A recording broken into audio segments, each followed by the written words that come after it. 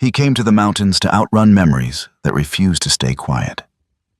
His canine froze, sitting in a posture learned only when lives were on the line. There was no fire, no smoke, only a low metallic hum that did not belong to nature. What lay ahead was a crashed plane, and a truth someone had buried on purpose. Inside were not wreckage and death, but voices that still cried to be heard. That day, he learned some missions don't end in war, they begin with faith. Where are you watching from? Like and subscribe to K9 Navy SEAL Stories and let this story unfold. The mountain looked harmless that morning, the kind of harmless that only old soldiers distrusted. Sunlight spilled clean and bright across the ridgeline, catching on granite faces and the dark green needles of the pines, turning the whole range into something that belonged on a postcard instead of a warning sign. Ronan Hale moved steadily uphill, his boots finding purchase without thought, muscle memory doing the work his mind preferred not to. He hadn't come here to conquer the mountain. He had come because the walls of his house had learned how to talk at night. And the mountain, at least, knew how to keep its silence. Ghost walked beside him. Not ahead, not behind, but exactly where he always chose to be. Just off Ronan's left knee, close enough that their shadows overlapped when the sun angled right. The German shepherd was no longer young. His muzzle had begun to pale around the edges, and one of his front legs carried a stiffness that only showed after long hours. But his posture was pure discipline, head level, ears tracking the wind, body coiled in quiet readiness. Ghost did not wander. He did not chase. He worked even now, even years after the uniform had come off Ronan's back. Ronan adjusted the strap of his olive field jacket and kept moving. The fabric was worn soft at the elbows, faded where the sun had beaten on it season after season. Under it, the red and dark blue plaid shirt clung lightly with sweat, a reminder that peace could still be uncomfortable. His watch, an old military issue with a scratched face, ticked steadily against his wrist. Time still worked, even when memories refused to. He told himself he was hiking for the air, for the exercise, for the simple pleasure of putting one foot in front of the other. But that was only half true. The other half was heavier.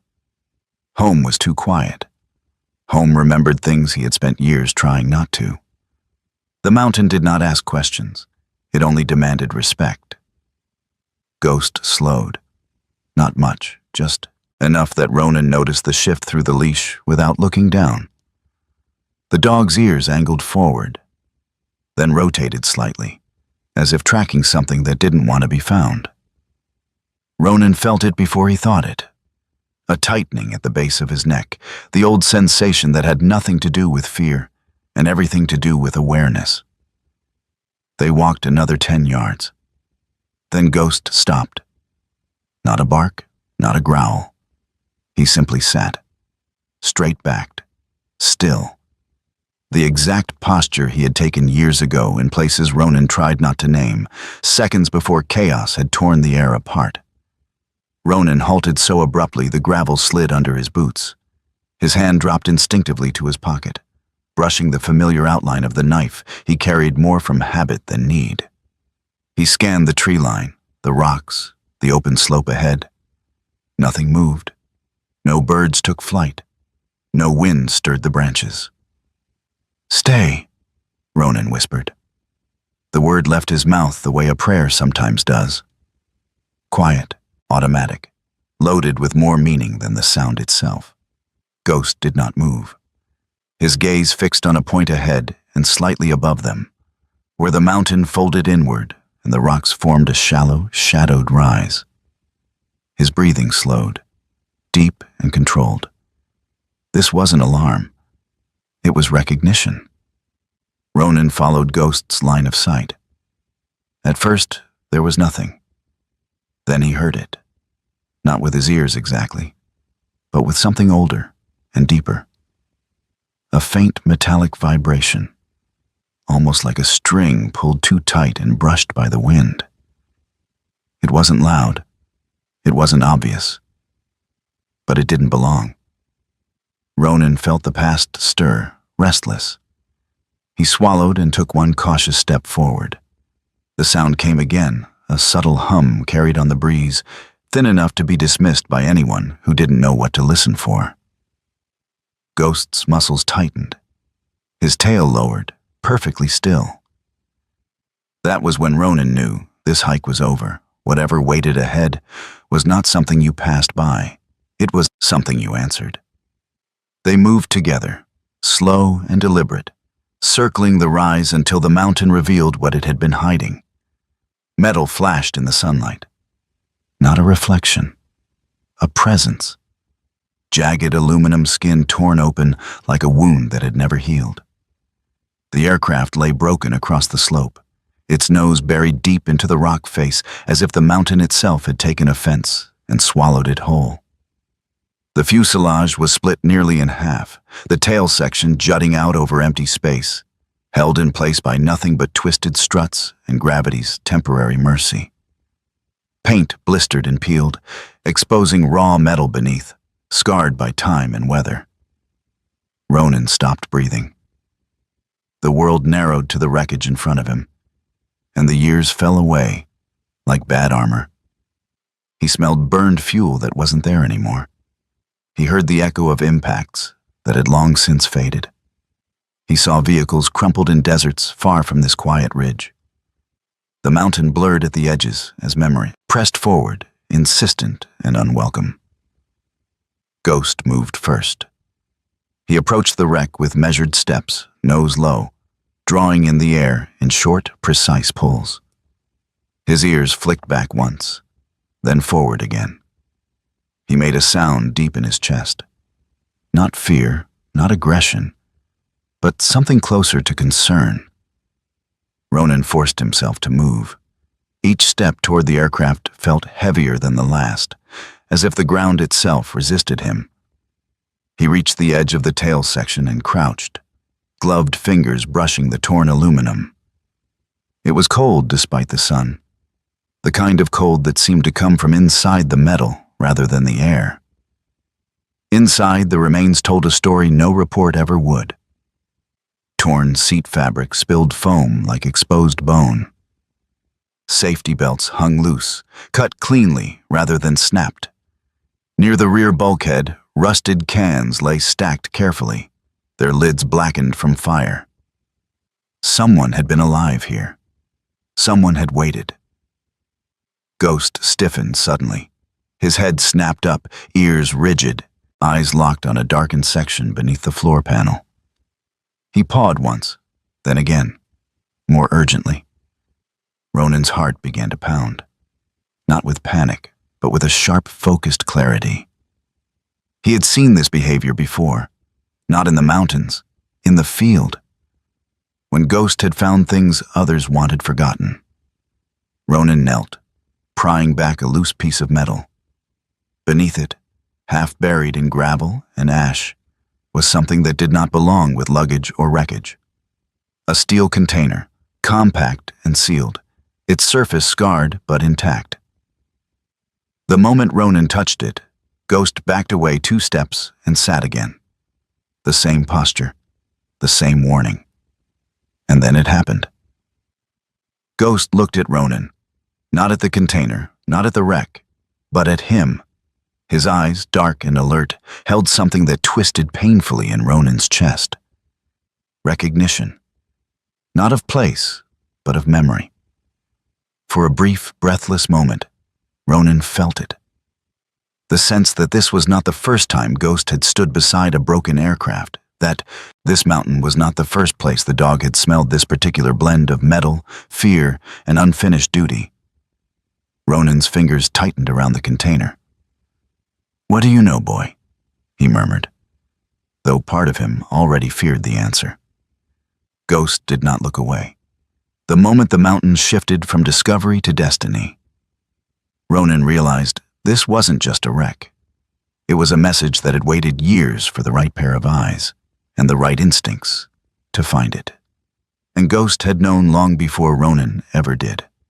A gust of wind swept through the torn fuselage, producing that same faint metallic hum, stronger now, resonating through the wreck like a whisper that refused to die. Ronan stood slowly, the weight of the container heavy in his hands in a way that had nothing to do with mass. He looked at the mountain, then at Ghost. The dog rose smoothly to his feet and took his place at Ronan's side once more, posture firm, expression unreadable, but resolute. "Stay," Ronan said again, this time not as a command, but as a promise, to the dog, to himself, and to whatever truth had just clawed its way back into the light. The mountain remained silent, but the machine did not. And Ronan understood, with a certainty that settled deep into his bones, that whatever had crashed here was not finished speaking.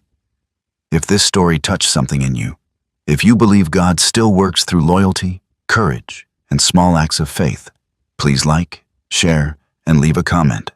Subscribe to K9 Navy SEAL Stories so we can continue uncovering the miracles hidden in places the world has forgotten. Sometimes the Lord sends answers on 4 legs, and sometimes He asks us to stay and listen. Ronan did not remember deciding to climb higher. One moment he was standing at the edge of the wreck, the cold steel container heavy in his hands. The next, his boots were biting into sharper rock, his body moving on instinct alone. Ghost stayed close, flanked nearly brushing Ronan's leg, his gait controlled but tense, as if the mountain had shifted beneath his paws in ways only he could feel. The air thinned as they gained elevation, and with it came a biting cold that slid under skin and fabric alike. A reminder that even bright days could turn unforgiving without warning. The wreck revealed more of itself as they circled upward. From below, it had looked like a single broken mass. From above, it became something else entirely. An anatomy lesson carved into stone. The fuselage lay split cleanly along a jagged seam, aluminum ribs exposed like the bones of a carcass picked over by time. The nose section was buried deep in the cliff face, crushed and twisted, while the tail section hovered out over the void, suspended in a precarious balance that defied logic and invited catastrophe. Sunlight struck the torn metal at a cruel angle, turning shredded panels into blinding mirrors. Ronan had to shield his eyes. The glare sparked something behind his temples, and suddenly the mountain wasn't a mountain anymore. It was sand. Heat.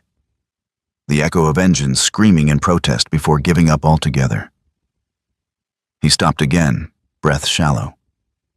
The past had a way of ambushing him when he least expected it, and this place was an ambush waiting to happen.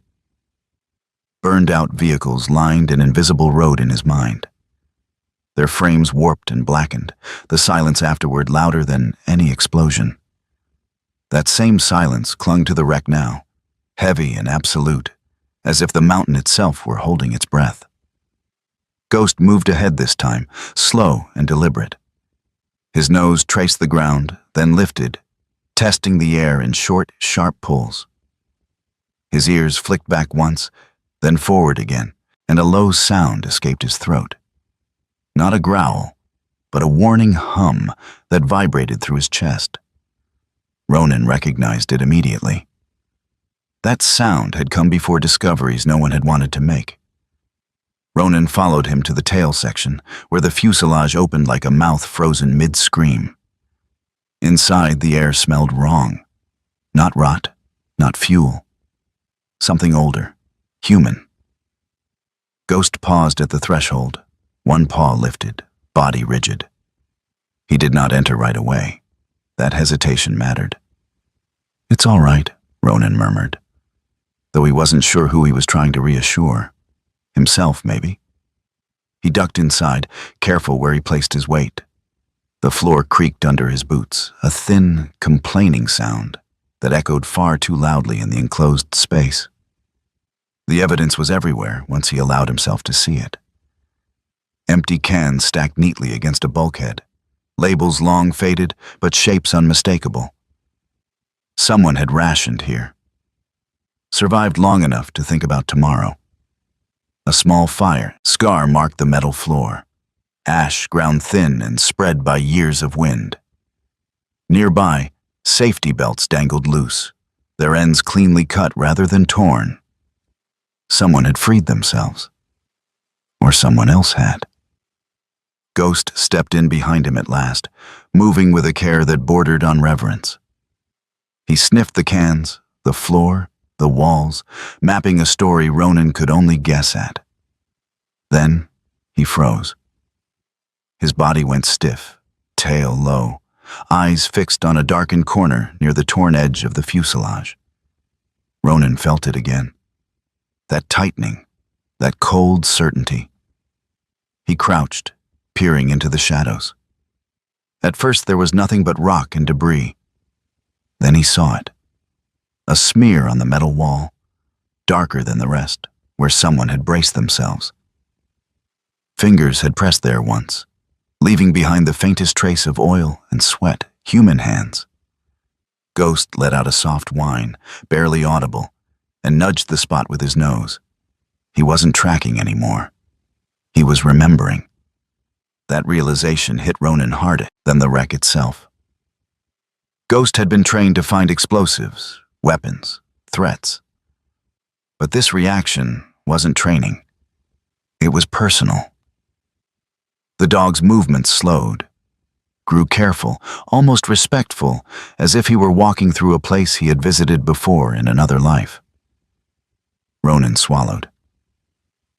"You've been here," he said quietly. It wasn't a question.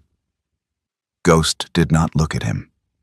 He pressed his nose to the floor, then the wall, then the air, tracing invisible lines that only he could read. When he finally sat, it was the same posture as before, straight-backed, unmoving, eyes lifted toward the open tear in the fuselage and the sky beyond. The wind shifted then, slipping through the broken body of the plane and producing that same faint metallic hum Ronan had heard earlier. Only now it was louder, resonating through the hollow shell like a breath drawn through broken ribs. Ronan closed his eyes for a moment. He saw a different sky. Not blue and clean, but pale and washed out by heat. He heard a voice shouting over engine noise, orders clipped and urgent. He felt the weight of responsibility settle onto his shoulders like a physical thing. Ghost lowered his head and let out a single, sharp bark. Brief, controlled, nothing like panic. It echoed off the metal and vanished into the open air beyond the wreck. Ronan's eyes snapped open. Ghost did not bark like that unless something had changed. Ronan spun toward the opening, scanning the slope below. Nothing moved. No figures, no animals. But the bark had done something else. It had broken the silence, and in its wake came a sound Ronan hadn't noticed before. A faint clatter, distant but distinct, like loose metal tapping against stone far below. Someone else was on this mountain. Ronan's pulse quickened. He motioned Ghost back with a subtle gesture, the kind that never needed words. Ghost obeyed instantly, moving to Ronan's side, body angled outward, ready. Whatever had happened here wasn't finished, and the mountain was no longer theirs alone. They withdrew deeper into the wreck, using the shadows for cover. Ronan's mind raced, old habits snapping back into place. Elevation, sight lines, escape routes. The tail section creaked again, swaying ever so slightly, and Ronan felt the drop yawning beneath them. One wrong move, one loud misstep, and gravity would finish what time had started. Ghost's ears tracked the distant noise, rotating minutely as he pinpointed its source. His breathing slowed. He was calm, focused. The same way he had been when Ronan had first met him years ago, younger then, sharper around the edges, standing beside another man whose presence Ronan could feel even now, like a phantom limb. The thought hurt more than Ronan expected. He forced it down, focusing instead on the task at hand. The wreck was not just a tomb, it was a signal. Someone had survived long enough to leave traces, to hide something worth protecting. And now, somehow, others might be closing in. The wind gusted again, and the hum rose, vibrating through the fuselage, until Ronan felt it in his teeth. He opened his eyes and met Ghost's gaze. The dog's expression was unreadable but intent, a silent communication passing between them. This place mattered, not because of what had crashed here, but because of what had refused to die with it. Ronan took one last look at the interior of the tail section, the cans, the cut belts, the handprint on the wall. He committed it all to memory. Then he eased back toward the opening, careful to leave everything as he had found it. As they stepped out into the cold light again, Ronan glanced once more at the aircraft's broken form against the mountain. It no longer looked like debris. It looked like a warning that had been ignored for too long. He rested a hand briefly on Ghost's neck, fingers pressing into warm fur. "We're not alone anymore," he murmured. Ghost's ears flicked, but he stayed silent, eyes fixed downslope, where the faint noise had come from. Ronan understood then, with a clarity that left no room for doubt. This was not a forgotten crash site. This was a place someone had tried very hard to erase. And whatever secret had been hidden here was still alive enough to draw others into its gravity. The mountain remained indifferent, but the wreck watched them all the same. If this chapter stirred something in your spirit, if you believe God places signs in our path and loyal companions at our side, please like, share, and leave a comment. Subscribe to K9 Navy SEAL Stories so we can keep following the miracles that unfold when courage and faith walk together. Sometimes the Lord doesn't shout. He leaves a trace and waits to see who will follow it. Ronan waited until the wind settled before he moved again. The mountain had gone quiet in a way that felt deliberate, as if it were listening now. Ghost stayed close, shoulder aligned with Ronan's thigh. His remember when posture returning, the one that meant slow, the one that meant nothing rushed, survived very long. Ronan eased back into the tail section, careful to put his weight where the metal still held. The faint clatter they had heard earlier did not return, but its absence pressed harder than noise ever could. He began where Ghost had paused. The dog's nose hovered inches above the floor, drawing short, precise breaths. When Ronan shifted a torn panel aside, a dull object rolled into view and stopped against the curve of the fuselage. A compass, aviation grade, cracked glass spidered across its face. The needle trembled once, then lay useless, as if it had given up arguing with north. Ronan turned it in his hand. This wasn't debris shaken loose by impact. Someone had handled it long after the crash, long enough to discover it no longer told the truth. A scrap of paper lay folded beneath the compass, creased so many times the fibers were almost translucent. Ronan smoothed it open with 2 fingers. The words were written in blocky, disciplined strokes that pulled at something behind his ribs. Relay at Skybridge, nothing else, no date, no name. The handwriting carried a steadiness that didn't belong to panic. It belonged to planning. Ghost pawed at the floor, once, then again, scraping away soot and gravel. His movements were careful, methodical, the way he worked when he was certain of what he was looking for, but unwilling to damage it. Ronan knelt beside him, heart ticking louder in his ears than the wind outside. Beneath the charred metal and ash, his fingers found cold steel. Not luggage. Not a tool. A sealed container, compact and heavy, edges rounded from impact, but unbroken. Ghost backed away as Ronan lifted it, then sat, straight-backed, unmoving. His eyes did not track the container. They fixed on Ronan's face instead. That was new. That was wrong in a way that mattered. Ronan's thumb brushed the latch. He didn't open it yet. He didn't trust his hands to stay steady if he did. Instead, he set the container down and took a breath that felt like it scraped something loose inside his chest.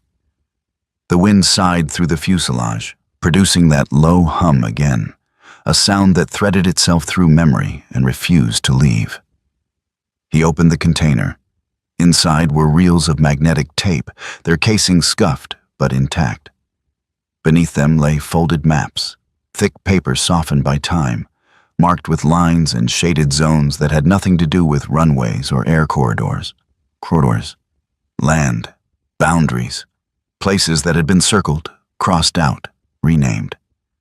At the bottom rested a small brass tag, bent at one corner, the engraving worn thin by fingers that had worried it again and again. Ronan did not need to read the tag to know. He recognized it the way a body recognizes a familiar weight. Barrett Quinn, team leader, mentor, the man who had taught Ronan how to listen when everyone else was shouting, the man who had stayed behind. The mountain fell away. Heat replaced cold. The air thickened with dust and engine smoke. Ronan was back on a strip of ground that did not forgive mistakes, watching a clock run down while options collapsed one by one. He remembered Barrett's voice over the roar, calm as a held breath, telling him to move, telling him he'd cover the rest. Ronan remembered arguing, remembered obeying, remembered the long hours afterward, searching where logic said no one could still be alive.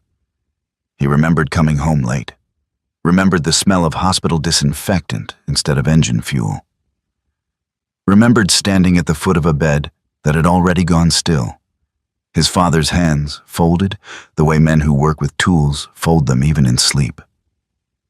He remembered his phone vibrating in his pocket with his sister's name on the screen and letting it go dark. Once, then again, then for years.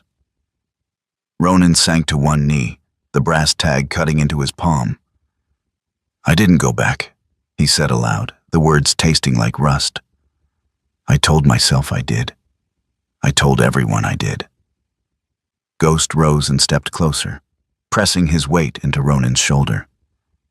The dog's breath was warm, steady, a small, stubborn proof that not everything left you when you failed. Ronan leaned into it, forehead touching Ghost's fur for a heartbeat he did not bother to hide. As Ronan gathered the tapes and maps, Ghost's ears flicked toward the torn opening of the fuselage. He did not growl. He did not bark. He tilted his head and went still, a posture Ronan had only seen when Ghost caught something that did not belong to the present moment. Then Ghost did something that stopped Ronan cold. He turned away from the opening and lay down beside the container, placing one paw over the brass tag as if to cover it, to guard it. Ronan's breath hitched. Ghost did not protect objects. He protected people. The implications settled like a weight. Barrett hadn't just carried this, he had entrusted it. And Ghost, who had once belonged to Barrett before transfers and paperwork and grief rearranged the world, had not forgotten that trust. Outside, the wind picked up, rattling loose metal against stone. Ronan's muscles tightened, training sliding into place. He closed the container and secured it, then scanned the slope beyond the opening. Nothing moved. But the sense of being watched returned, not from eyes, but from time itself. Ronan tucked the folded maps back into place and slid the container into his pack, redistributing the weight with practiced efficiency. He hesitated with the brass tag, then slipped it into his jacket pocket instead. Some burdens didn't belong in packs. They belonged closer to the heart. He took one last look at the interior, the cans stacked with care, the cut belts, the smear of a hand on the wall, and felt the truth of it settle. Someone had lived here long enough to choose what to save. Someone had believed this mattered more than survival. They moved out together, Ronan and Ghost, descending a few yards to a shelf of rock that gave them cover without trapping them. Ronan kept his back to the stone, eyes scanning, every sense tuned. Ghost mirrored him, body angled, ears mapping space. The mountain exhaled, and with it came a faint echo from far below. Metal against metal, deliberate this time. Ronan's jaw set. Whatever had followed the gravity of this place had come closer. He did not know who they were yet, or what names they used when they pretended to be harmless. He knew only that they would not understand the difference between property and testimony. He rested his hand briefly on Ghost's neck. The dog's eyes never left the slope. Together, they listened. The hum through the wreck rose and fell, a low, patient sound, like a voice waiting for the right moment to speak. Ronan understood then that the plane had not been the end of the story. It had been the shelter, and what survived inside it had been waiting for someone willing to carry it the rest of the way. The mountain did not care who won, but Ronan did. If this chapter stirred your heart, if you believe God does not abandon the faithful and that truth can survive even the hardest crash, please like, share, and comment. Subscribe to K9 Navy SEAL Stories and walk with us as faith, loyalty, and quiet miracles continue to rise from places the world tried to forget. Sometimes the Lord asks us not to go back, but to carry forward. Ronan waited until the wind masked the sound of movement before he acted. The mountain had a rhythm to it. Gust, pause, gust again. And he slipped into that rhythm the way he once slipped into patrol patterns under hostile skies. Ghost pressed close, body low, muscles coiled, his breathing so controlled it was nearly invisible. When Ronan reached the split seam where the fuselage had torn open, he did not hesitate. He turned sideways, shouldered his pack, and eased himself into the narrow fracture between the two halves of the aircraft. Inside, the light fell away fast. Sun filtered through jagged holes above, thin blades cutting the darkness, illuminating dust that drifted like ash in a slow, endless fall. The air was colder here, insulated by metal and stone, and it carried a scent that tightened Ronan's chest. Not decay, not fuel, but the stale enclosed smell of something sealed for a very long time. The walls curved inward, ribs of aluminum arching overhead like the inside of a carcass picked clean and left to bleach in silence. Ghost followed without a sound, paws finding purchase on torn panels, nails clicking once and then never again as he adjusted. His eyes glinted amber in the dimness, alert, searching, older than his years. He did not range ahead. He stayed close enough that Ronan could feel his presence even when he couldn't see him, a living anchor in a place that felt unmoored from time. The vault was wedged deep against the inner frame, braced between bent struts as if someone had planned it that way. It wasn't large, but it was unmistakably deliberate. Stainless steel casing, edges reinforced. The surface dented from impact, but unmarred by corrosion. Ronan brushed dust from its face and read the stenciled words, the letters stark and utilitarian. Echo Vault. The name hummed faintly in his mind, matching the low vibration that seemed to live in the wreck itself. He knelt, fingers tracing the seams. This wasn't improvised. It wasn't panic. This was intention under pressure. Barrett's kind of thinking. Ronan forced the latch. It resisted for a heartbeat, then gave with a muted groan that sounded too loud in the confined space. He froze, listening. Nothing. Only the wind breathing through torn metal, only the slow thud of his own pulse. Inside, the contents were arranged with care. Magnetic tapes sat in foam-lined slots, labels typed and handwritten, dates and names compressed into neat, efficient lines. Ronan lifted one, feeling the fragile weight of it, the tape rattling softly inside like a voice trapped behind teeth. He slid it back and unfolded the papers beneath. Maps. Not flight paths, land, valleys, rivers, ridgelines, all marked and remarked. Boundaries drawn, erased, redrawn.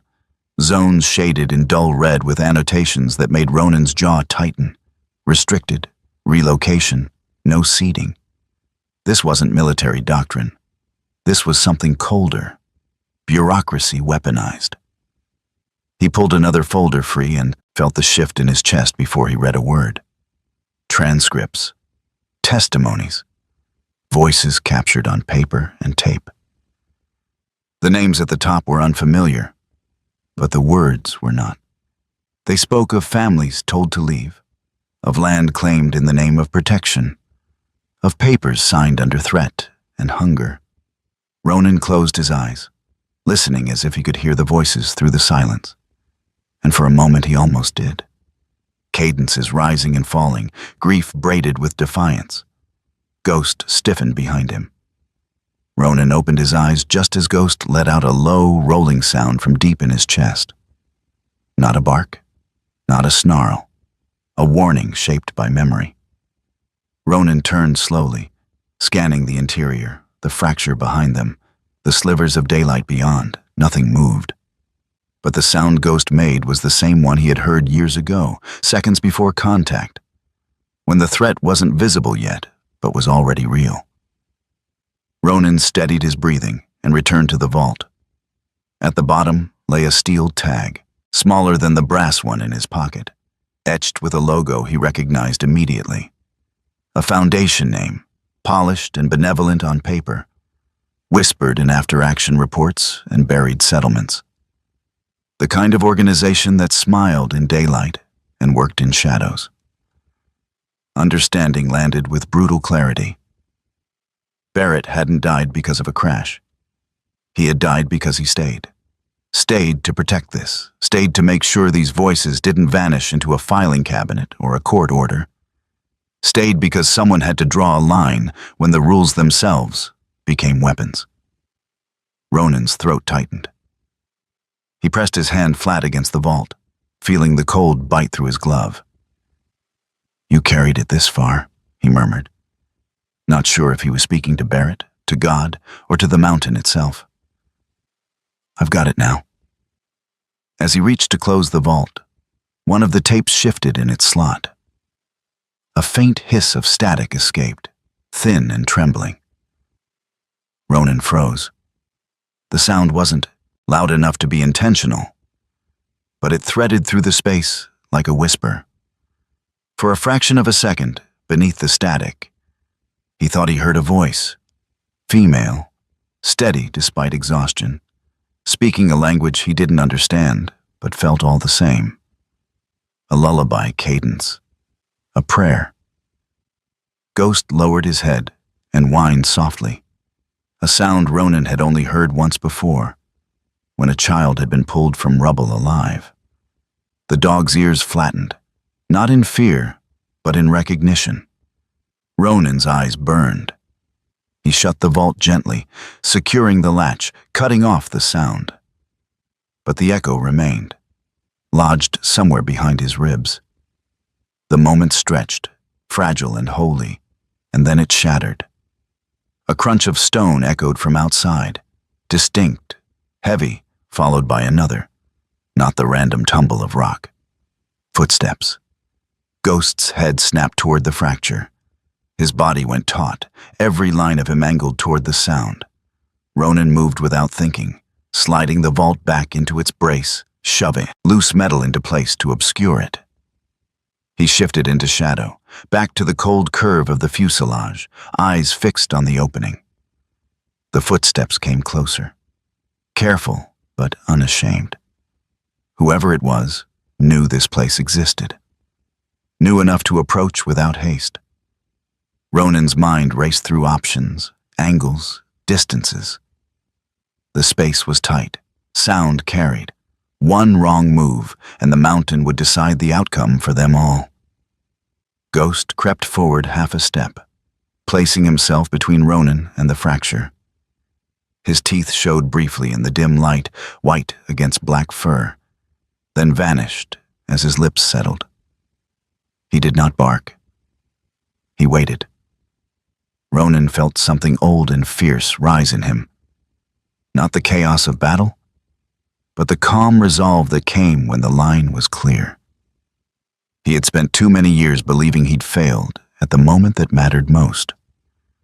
Standing here, in the belly of a dead machine that refused to stop speaking. He understood that failure wasn't the end of responsibility. Sometimes it was the beginning.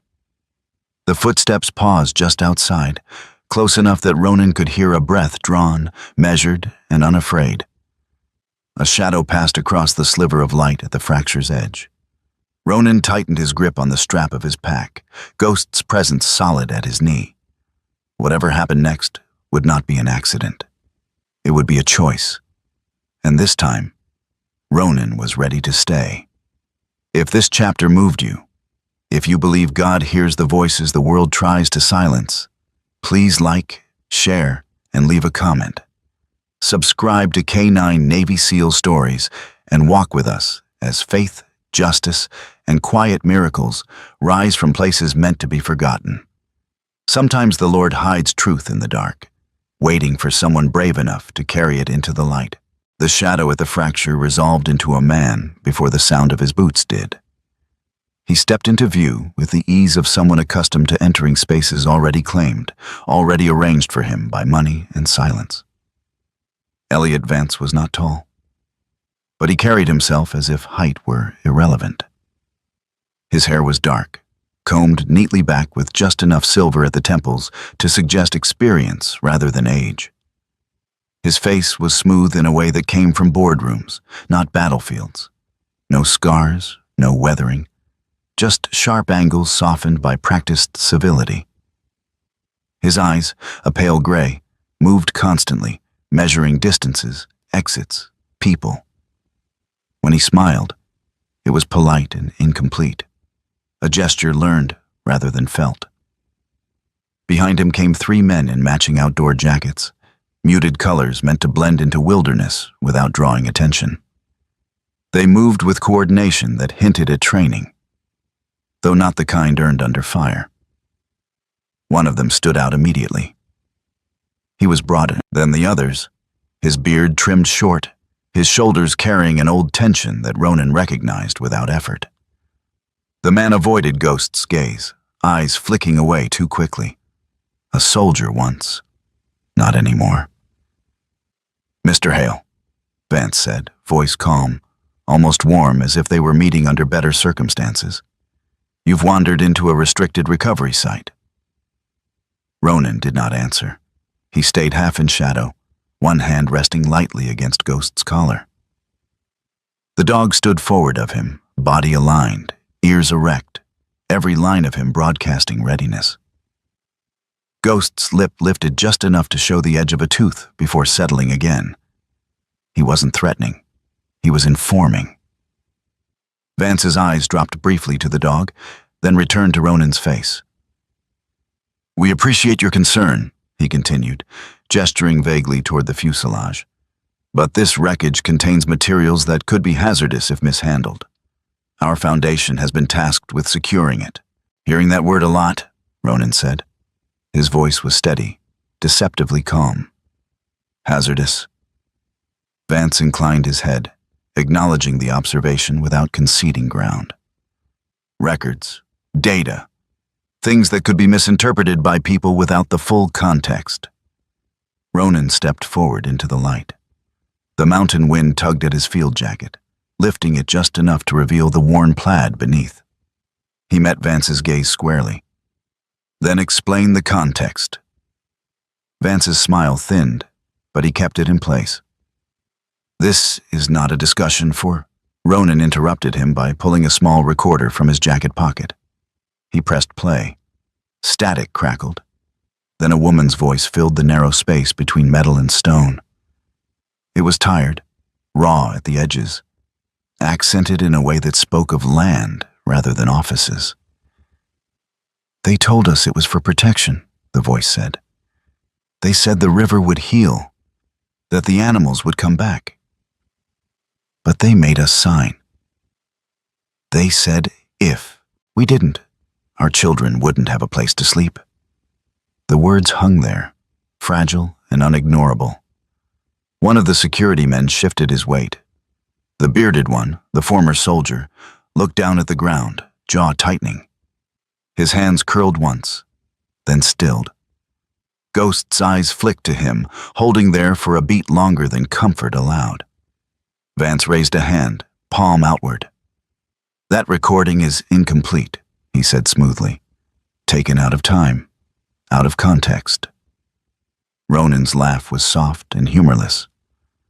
Funny how truth always needs context once it starts speaking. The wind gusted through the torn fuselage, setting loose panels rattling. The sound echoed, sharp and metallic, a reminder that nothing here was truly stable. Vance took a half-step back without seeming to realize it. "This foundation," Vance said, his tone hardening by degrees, "has the legal authority to reclaim everything on this site, including whatever you removed."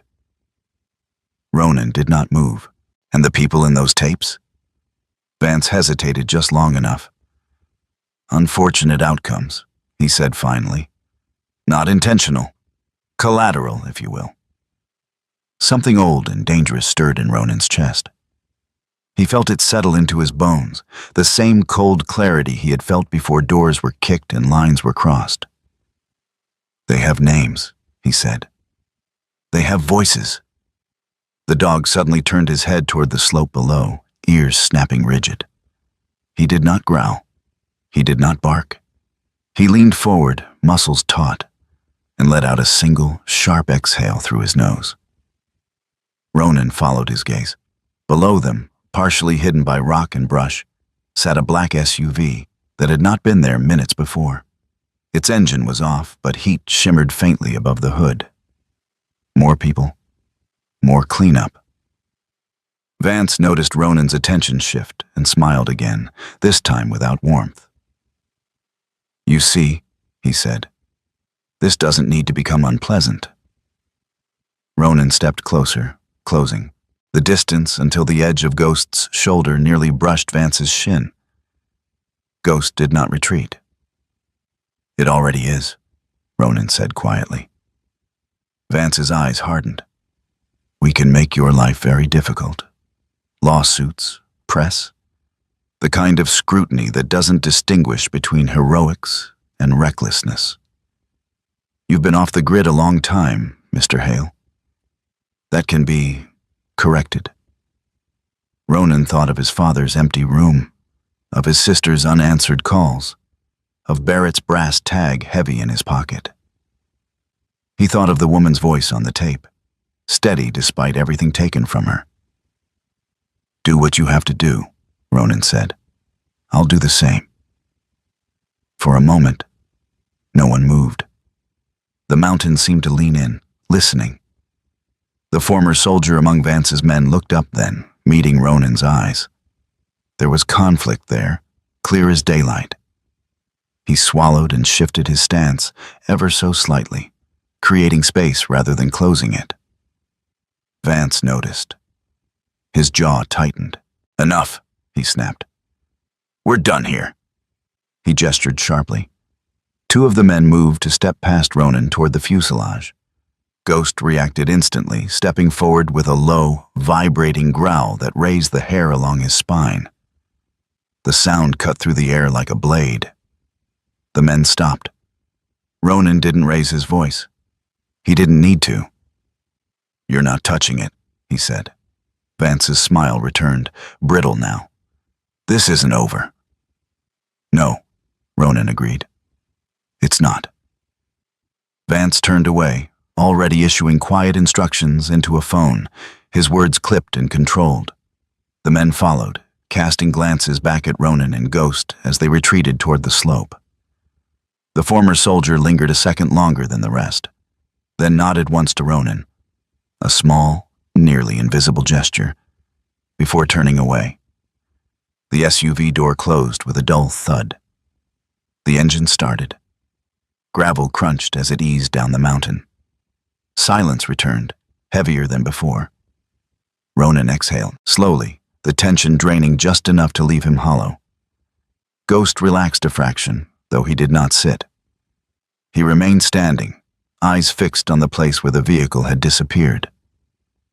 Ronan knelt beside him, pressing his forehead briefly to Ghost's. "They'll be back," he murmured. Ghost's tail flicked once. He already knew. Ronan looked back at the fuselage, at the hidden vault within, at the mountain that had refused to let this story die quietly. Anger burned low and steady in his chest. Not wild, not blinding, but focused, protective. "They don't fear the truth," Ronan said aloud, the words solidifying as he spoke them. "They fear memory and love, and people who won't forget." The wind carried the hum through the wreck again, softer now, almost approving. If this chapter stirred something in you, if you believe God stands with the voices the world tries to erase, please like, share, and leave a comment. Subscribe to K9 Navy SEAL Stories so we can keep walking these paths of faith, courage, and quiet miracles together. Sometimes the Lord doesn't stop the storm. He gives us the strength to stand in it. The storm arrived without ceremony, a wall of wind and grit that slammed into the mountainside as if the sky had finally decided to collect its debt. The first gust tore through the broken fuselage, making the aluminum scream, a raw sound that clawed at the nerves. Ronan braced instinctively, shoulders squared, boots digging into rock. Ghost dropped his center of gravity, stance widening, claws finding purchase on stone slicked with dust. The world narrowed to movement and sound and the urgent math of survival. Below, engines growled. Not one this time, two. The wind carried voices up the slope in fragments, then swallowed them. Ronan didn't need to hear the words to know what was coming. Elliot Vance had returned, and he had not come to negotiate. Ronan slipped back into the belly of the wreck as the gusts intensified, Ghost at his heel. The echo vault hummed faintly where it was wedged, a vibration that seemed to answer the storm. Ronan's mind ran ahead, laying down lines of action the way it always had when seconds mattered. Hide it, anchor it, make it unmovable without tools and time. He slid the vault free just enough to work, muscles burning as he angled it toward a narrow fissure in the rock behind the fuselage, an old fracture filled with ice and shadow. Outside, Vance's voice cut through the wind, amplified by impatience. "Secure the site," he barked. "We're taking it now." Ronan's jaw tightened. He wedged the vault deep into the fissure, rotating it until stone bit metal and held. He packed loose rock around it, hammering pieces in with the heel of his boot, sealing the space until it looked like the mountain had always been that way. He worked fast, precise, hands numb from cold and adrenaline. Ghost hovered close, eyes tracking the entrance, ears snapping to every shift of sound. The first rock struck the fuselage like a thrown fist, then another. The mountain answered with its own violence. A section of the slope above the tail gave way, stones tumbling free, clattering down with lethal speed. Ronan shouted Ghost's name, a single syllable ripped raw by the wind. Ghost moved before the echo died. He surged forward, not toward the opening, but across Ronan's path, planting himself between falling stone and the man he guarded. A rock the size of a helmet struck his shoulder and spun away. Another clipped his flank. Ghost yelped once, short, shocked, and then braced again, teeth bared, body trembling but unbroken. "No," Ronan said, the word tearing loose. He lunged, catching Ghost as the dog staggered, dragging him back against the curve of the fuselage. Blood darkened the fur at Ghost's shoulder, spreading fast, shocking against black and gold. The storm howled, drowning out everything but the hammering of Ronan's heart. Outside, boots scraped closer. A flashlight beam slashed through the opening, jittering in the wind. Ronan's hand went to his pocket, fingers closing around the recorder. He didn't play it. Not yet. He pressed his forehead to Ghost's, breathing hard, steadying them both. Then came the choice, clean and brutal as any he'd ever faced. The vault was hidden, but not unreachable. If he ran, if he took the pack and vanished into the storm, he could draw them away. He could keep the echoes safe. He could come back later, maybe. if later existed. Ghost lay against him, breathing shallow, eyes bright with pain and resolve. Ronan closed his eyes. The old calculus rose up, familiar and merciless. Mission first, asset protected, casualties regrettable. He opened his eyes and felt something else take its place. No, he said again, quieter now. Not like this. He shrugged the pack off, setting it aside, and tore open the first aid pouch with numb fingers. The wind ripped at bandages, trying to steal them. Ronan wrapped Ghost's shoulder, tight and fast, hands slick with blood. Ghost whined once, then went still, trusting, the way he always had. That was when the radio crackled. At first it was just static, thin and brittle. Then a voice cut through, steady as a hand on the shoulder. "This is Skybridge Station," the woman said. "Automatic release initiated." Ronan froze. He knew that voice. Evelyn Moore, tall, spare, silver hair pulled into a practical knot, skin weathered by altitude and years of keeping records no one asked for anymore. She moved with the quiet confidence of someone who had outlasted storms before. A librarian by trade, a guardian by choice. He had met her once, years ago.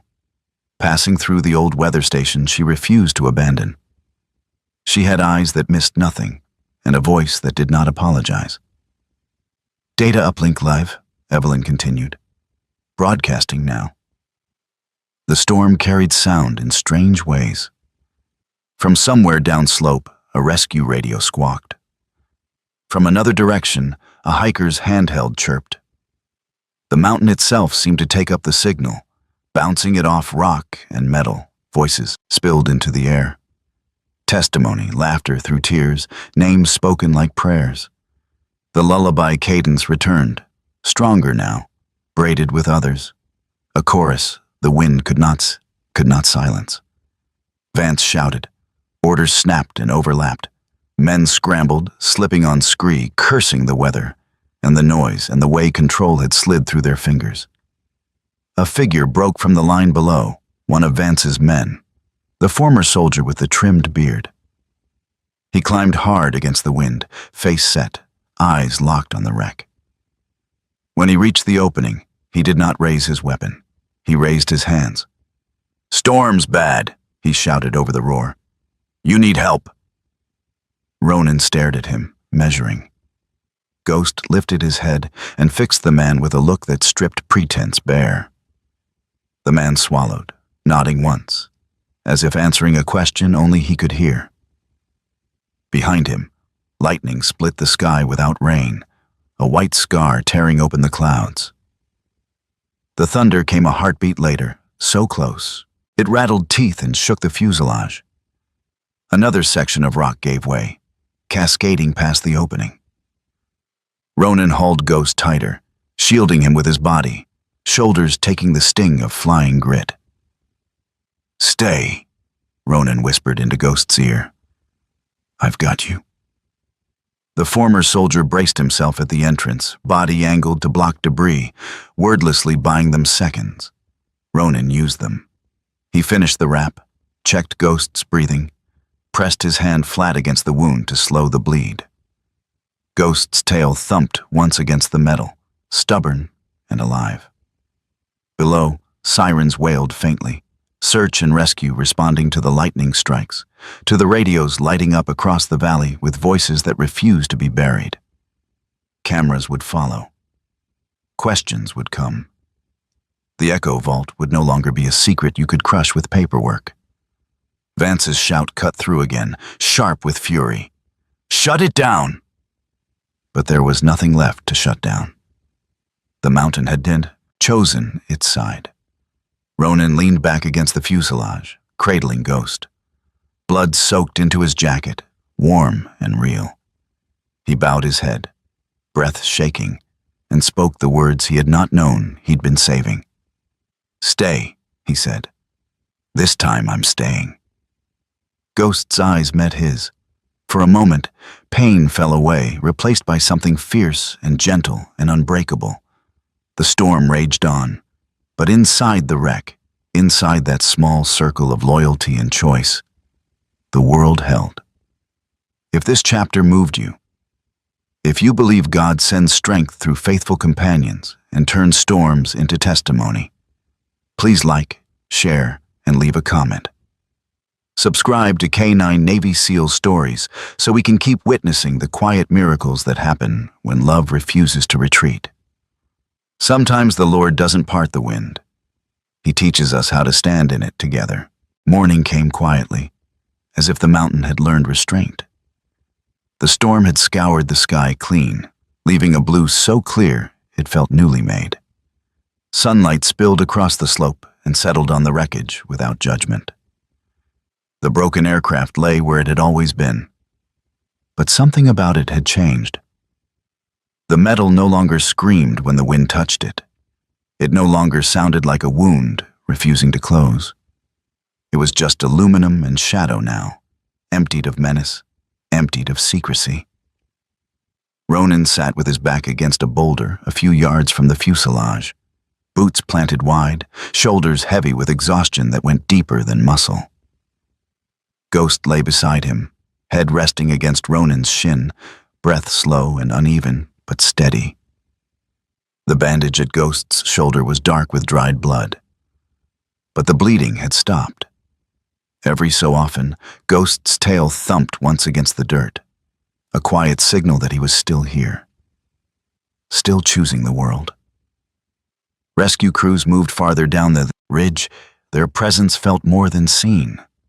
Radios crackled with calm voices now, logistical, careful. No one rushed the wreck anymore. There was nothing left to seize in a hurry.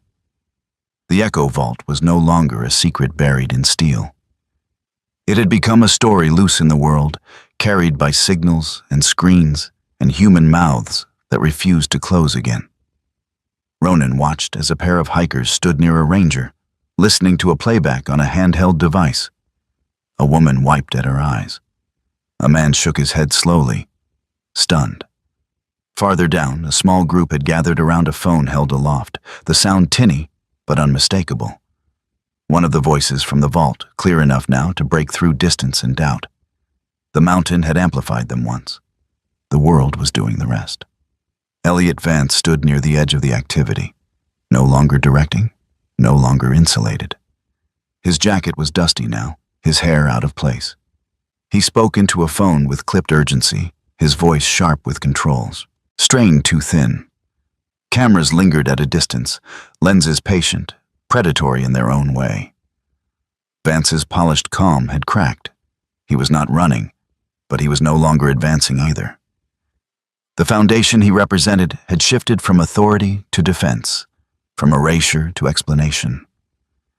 Ronan did not watch him long. Some battles ended not with defeat, but with exposure. Footsteps approached from behind, lighter than boots, uneven in rhythm. Ronan turned as a woman stepped into view, adjusting a shoulder strap heavy with equipment. She was in her late 30s, lean from movement rather than training, with wind-tangled dark blonde hair pulled back in a loose knot that refused to stay neat. Her skin carried the pale flush of altitude and sun.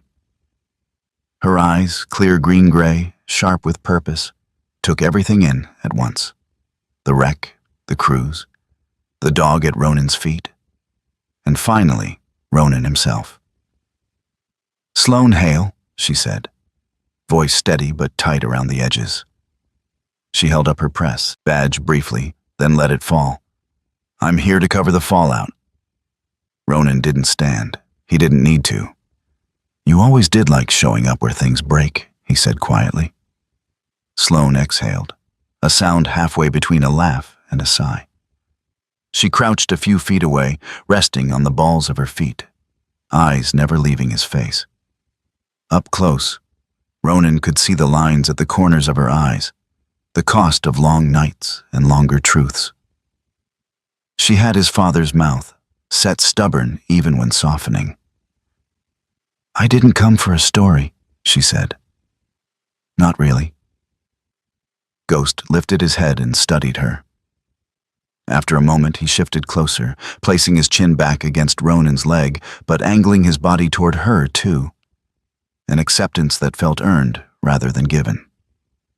Sloane noticed. Her expression softened. "Still making the right calls," she murmured, more to the dog than to Ronan. They sat in silence for a moment, the mountain breathing around them. Finally, Sloane spoke again. "I don't need you to be a hero," she said, words chosen carefully, like stepping stones across water. "I just need you not to disappear." Ronan swallowed. The weight in his chest shifted, not gone, but redistributed. He reached into his jacket and pulled out the small waterproof notebook, its edges frayed, pages thick with crossings out and half-finished sentences. He flipped to the page he knew by heart. One line stood out, written years ago in a hand tighter than it needed to be. "If I had gone back." He drew a line through it, slow, deliberate. Then, beneath it, he wrote 2 words. "I stayed." Sloane watched without interrupting. When he closed the notebook, she nodded once, eyes bright. "That'll do," she said. Ghost shifted again, pushing himself upright with a soft grunt of effort. He took 2 careful steps toward the wreckage, then stopped. Ronan followed, standing beside him, one hand hovering near Ghost's shoulder in case the dog faltered. Ghost did not. Look at the plane. He looked at the ground where the echo vault lay hidden. Then at Ronan. Ears relaxed, eyes steady. It was not vigilance now. It was release. Ronan placed his palm against the cool aluminum of the fuselage. The metal was cold but inert, no longer humming, no longer vibrating with unresolved sound. The wind slid over it and moved on. Unimpeded, unchallenged, Ghost leaned into Ronan's leg, solid and warm. Together they listened. Nothing wailed. Nothing rattled. The mountain held its peace. Sloane stood and stepped back, lifting her camera, framing the wreck not as a crime scene, but as a landmark, something that had marked time and then let it pass. "Some things fall and vanish," she said, half to herself. "Some fall, so we're forced to stop pretending." Ronan nodded. He didn't trust his voice yet. Later, as the crews began their careful work and the cameras packed up, Ronan remained where he was a while longer. He thought of Barrett, of Evelyn at Skybridge, of voices that had traveled farther than anyone intended. He thought of all the times he had mistaken survival for silence. Ghost settled again, resting his head against Ronan's boot, eyes half closed, content in a way that felt earned. There are planes that fall into mountains and are forgotten. And there are planes that fall, so that people are forced to stay, to remember, and to love again. If this story touched you, if you believe God works through loyalty, truth, and the courage to remain when walking away is easier, please like, share, and leave a comment. Subscribe to K9 Navy SEAL Stories so we can keep telling stories of faith, quiet miracles, and the bonds that refuse to break. Sometimes grace doesn't lift us out of the wreckage. It teaches us how to stand beside it. Sometimes the miracle is not a thunderclap from the sky or a sudden rescue from the storm. Sometimes it is quieter. It is the strength to stay when leaving would be easier. It is the courage to listen when the world tells you to forget. It is the loyalty placed at your side, breathing with you in the dark, reminding you that you were never meant to walk alone. God often works through ordinary moments that carry extraordinary weight. Through a choice made in fear, through compassion that refuses to harden, through love that stands its ground. In our daily lives, we face our own broken places, our own unfinished stories. And in those moments, faith is not about being perfect. It is about being present, about staying. If this story spoke to your heart, share it with someone who may need hope today. Leave a comment and tell us what part stayed with you. Subscribe to this channel so we can continue telling stories of faith, courage, and quiet miracles together. May God bless you and keep you. May He strengthen you in the storms you cannot avoid and give you peace in the places where you choose to stay.